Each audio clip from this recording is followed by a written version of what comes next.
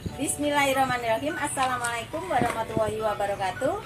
Hai teman-teman, belajar masak datang lagi.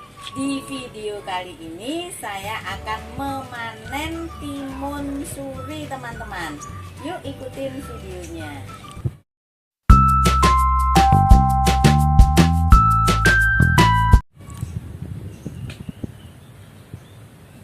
Timun surinya sudah matang ini teman-teman.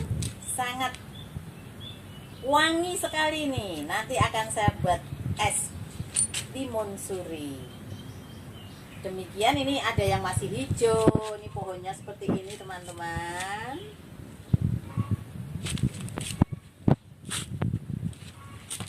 Mantap. Sekian video dari saya. Semoga bermanfaat buat teman-teman semuanya. Yang kepingin nanam timun suri bisa ini di halaman rumah. Terima kasih. Wassalamualaikum warahmatullahi wabarakatuh.